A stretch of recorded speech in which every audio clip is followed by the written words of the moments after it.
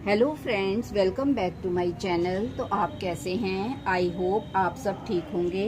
तो ब्लॉग को स्टार्ट करते हैं फिर एक नए प्लांट के साथ, जो है पोनी टेल का प्लांट। इसको नौलीना पाम या हाथी पाम भी कहते हैं। इसको पोनी टेल पाम भी कहा जाता है। यह कई नामों से इसको जाना जाता है। तो क्योंकि इसकी लीफ बहुत लंबी लंबी होती हैं और बहुत हार्ड होती हैं, जैसे देखो ये इसकी लीफ कितनी लंबी लंबी है, इसलिए इसको पोनी टेल पाम कहा जाता है।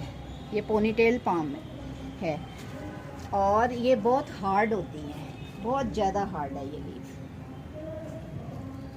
और नौलीना पाम इसको इसलिए कहते हैं क्योंकि यह नासा द्वारा अप्रूव्ड प्लांट है। और हाथी का पाँव इसे इसलिए बोला जाता है क्योंकि इसका कॉडेक्स बहुत मोटा होता है। ये देखिए इसका कॉडेक्स कितना मोटा है, बिल्कुल ऐसे लग रहा है जैसे ये हाथी का पाँव है। और इसमें बिल्कुल वैसे ही निशान है, देखो कितना मोटा है। और तो चलिए अब इसकी केयर के बारे में बात करते हैं। यह पौधा कम केयर में भी बहुत अच्छा सरवाइव करता है। एयर प्यूरीफाई प्लांट है, बैड एयर को फ्रेश करता है और इस प्लांट को हमें चपटे गमले में लगाना चाहिए। इससे यह पौधा देखने में सुंदर लगता है। इसकी हाइट 5 या 6 फीट तक की हो जाती है। मेरा यह प्लांट जो है ये कम से कम 9-10 साल पुराना प्लांट है और गमले में लगने की वजह से इसकी हाइट थोड़ी कम है, क्योंकि ये ज़मीन में लगाने वाले प्लांट हैं, वहाँ पर इनकी हाइट 5 या 6 फीट तक लंबी हो जाती है। और ये जितने भी कॉडेक्स वाले प्लांट होते हैं उनमें पानी कम डालना पड़ता है।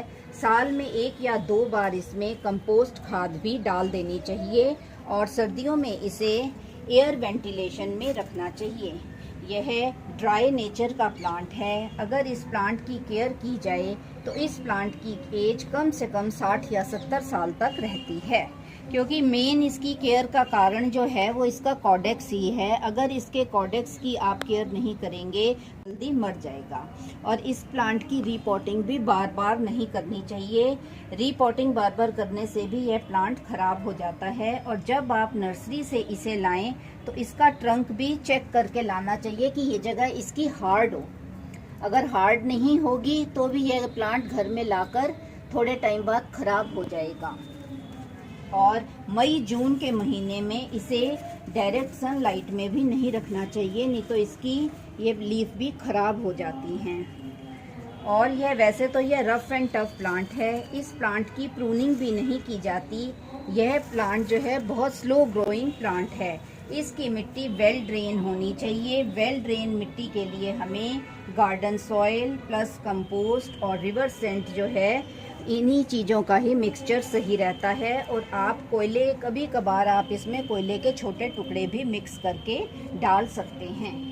तो किसी भी प्लांट की केयर अगर हम अच्छे ढंग से करेंगे तो वह हेल्दी बना रहेगा और हमारे साथ लॉन्ग टाइम तक रहेगा।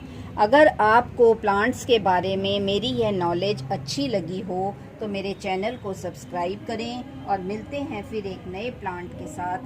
Thanks for watching.